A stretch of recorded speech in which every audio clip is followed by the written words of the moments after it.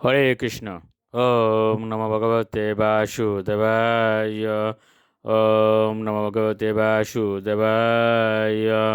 ওম নমো ভগবতে বাসুদেবায়। শ্রীমদ্ ভাগবত তৃতীয় স্কন্দ স্থানম সৃষ্টি স্থিতি ত্রয়োবিংশতি অধ্যায় দেবতীর অনুতাপ। শ্লোক 21। বিহার স্থান বিশ্রাম সংবেশ প্রাঙ্গনা জিরয় ইয়তা উপজুষম রচিতরি বিস্মাপনমিবাত্মনঃ।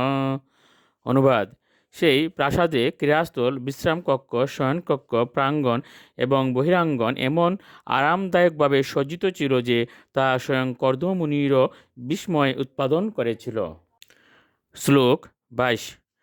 ঈদৃগৃহম তৎপশ্যন্তিম নাতি প্রীতেঞ্চেতসা সর্বভূতাশয়াভিজ্ঞ প্রাবুচৎকর্দমস্বয়ং।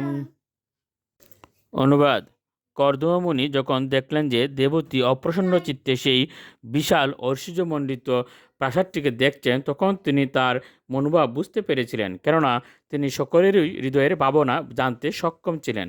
তাই তিনি তার পত্নীকে বলেছিলেন। শ্লোক 23। নিমুঞ্জাস্মিন হ্রদে বীরু বিমানমিদমারুহ ইদম শুক্লকৃতম তীর্থমাশিষাম ইয়াপকম নিনাম। অনুবাদ: হে প্রিয় দেবতী, তোমাকে অত্যন্ত বৃথা বলে মনে হচ্ছে। তুমি স্বয়ং ভগবান বিষ্ণু সৃষ্ট এই বিন্দু সরোবরে স্নান করো, যা মানুষের সমস্ত বাসনা পূর্ণ করতে পারে, এবং তারপর এই বিমানে আরোহণ করো। শ্লোক 24। সা তদ্বর্তুঃ সমাদায় বচ কুবলয়েক্ষণা সরজম বিব্রতি বাস বেনি ভূতাংশ্চ মূর্ধজান। অনুবাদ: কমলনয়না দেবতী তার পতির সেই বাক্য স্বীকার করেছিলেন।